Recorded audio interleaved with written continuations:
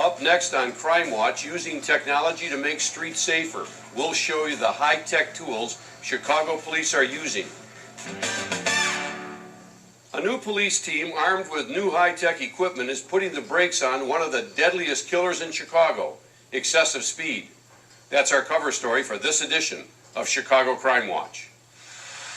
The threat of a disability and death doesn't deter speeders, but it seems the threat of a ticket does.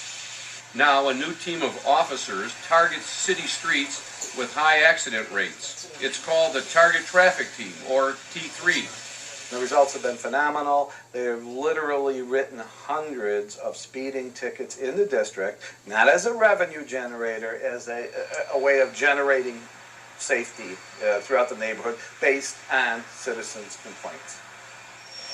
That's right. This is something the citizens want. The number one concern we have in the 16th district is speeding. And every beach, no matter where you're at, this is the number one concern. That's why the 16th district was the test site for the traffic team's newest tool, the LiDAR. It's more precise than radar, and it will also expedite the amount of time that officers have on the street, make it easier for officers on the street with these new teams to be able to identify folks that are violating the law.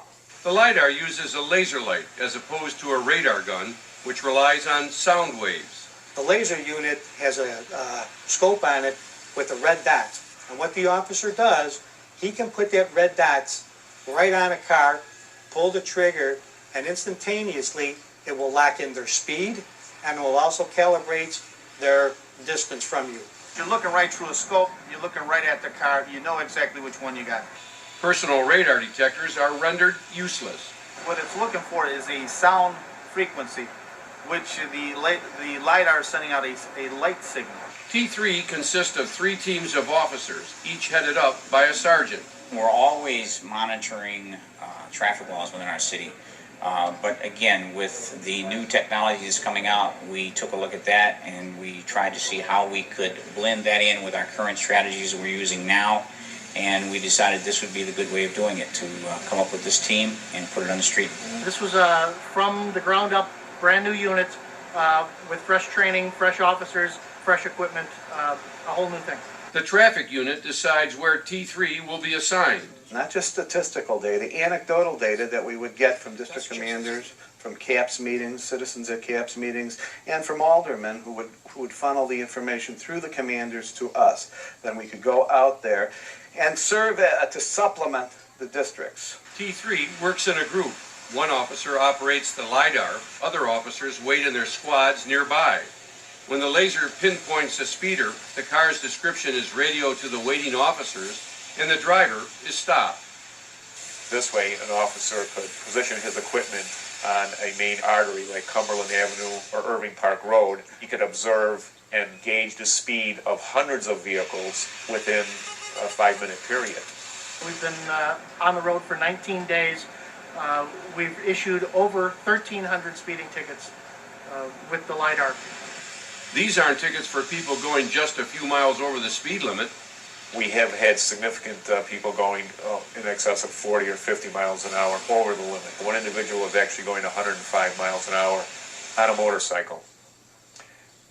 Fortunately, he stopped for us after we caught him with the radar. And it's people like that who endanger themselves and innocent drivers and pedestrians. That's why this initiative has such strong community support.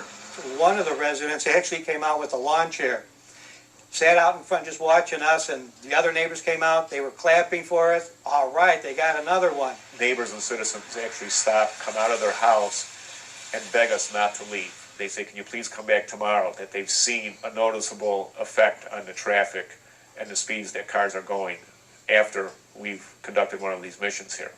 The next phase of the program is LiDAR training for 6 officers in each police district. So LiDAR guns will be on the street 24/7. And for the cynics who tend to see any traffic enforcement as a way to generate revenue, police have this to say. If individuals obey the traffic laws, there is no revenue. So what we ask all the public is to obey the traffic laws, watch out for pedestrians, and drive accordingly to the law. If they're doing that, there is no revenue.